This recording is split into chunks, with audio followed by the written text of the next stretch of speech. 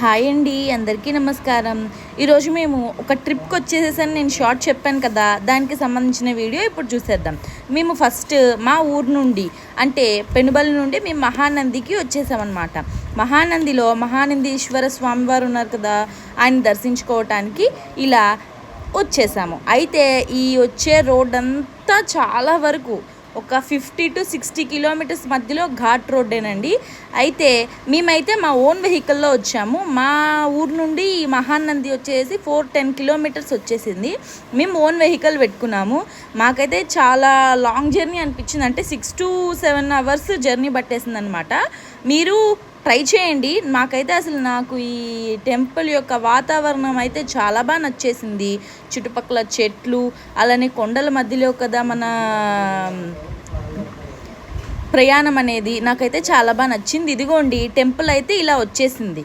Temple అవుట్కట్స్ మాత్రం చాలా బాగుంది. మా అదృష్టం కొద్దీ మేము వెళ్ళినప్పుడు మంచిగా వెదర్ అయితే చాలా కూల్గా ఉంది. ప్లస్ అన్ని మబ్బులన్నీ పట్టేసి చూసారు కదా, అసలు వీడియోలో ఎంత బాగా వచ్చిందో క్లిక్ కూడా.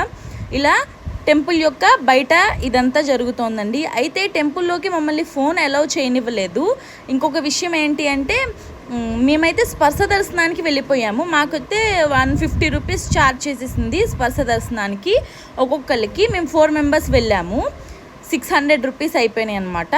సో నాకైతే ఈ టెంపుల్ చాలా బాగా నచ్చింది. లోపలికి వెళ్తే ఇలా చెక్కింగ్ చేస్తున్నారనమాట. గర్ల్స్ హ్యాండ్ బ్యాగ్స్లో, అలాగే బాయ్స్ పాకెట్స్లో ఇలా ఫోన్లు కానివ్వండి, లేదు అంటే బ్యాగ్స్ కానివ్వండి, మొత్తం చెక్ చేసేస్తున్నారు. ఇలా టెంపుల్ వ్యూ అయితే ఇదనమాట. నిన్ను లోపల మొత్తం వీడియో తీద్దామని అనుకున్నానండి, కానీ నాకైతే అసలు అవ్వలేదు. లోపల మాత్రం చాలా అంటే చాలా బాగుంది. ఒకవైపు కోనేరు అంటే 2 పార్ట్స్గా డివైడ్ చేశారు. ఒకవైపు గర్ల్స్కి, ఇంకొక వైపు బాయ్స్కి. అంటే ఇబ్బంది లేకుండా అందరూ నీట్గా స్నానం చేయడానికి ఉండాలని చెప్పేసి స్విమ్మింగ్ పూల్ లాగా కోనేరుని నీట్గా సెట్ చేసేసారు. ఇంకా లోపలికి వెళ్ళంగానే మనకి నందీశ్వరుని నోట్లో నుండి నీళ్ళు వస్తూ ఉంటాయి. అది కోనేరు. అబ్బబ్బా, అసలు చూడటానికి 2 కళ్ళు సరిపోవు. ఇప్పుడు మనం ఏంటంటే టెంపుల్ అవుట్కట్స్ అంటే కొంచెం బయటికి వెళ్తున్నాం అనమాట. అయితే ఇటు సైడు మొత్తం ఇలా నీట్గా కట్టేశారు. ఇలాగా లోపలికి ఎంట్రీ అయ్యేటప్పుడు ఇలా మనకి వ్యూ చూసారా ఎంత అద్భుతంగా ఉందో. సేమ్ ఇదే వ్యూ అండి. మీకైతే ఇప్పుడు ఈ వీడియోలో ఏ వ్యూ అయితే కనపడుతుందో సేమ్ అదే ఉంది. నాకైతే అసలు అక్కడ నుండి రాబుద్ది కాలేదు. మీరు ఎప్పుడైనా మహానందికి వెళ్ళారా? మీరు ఎప్పుడైనా ఇది చేశారా?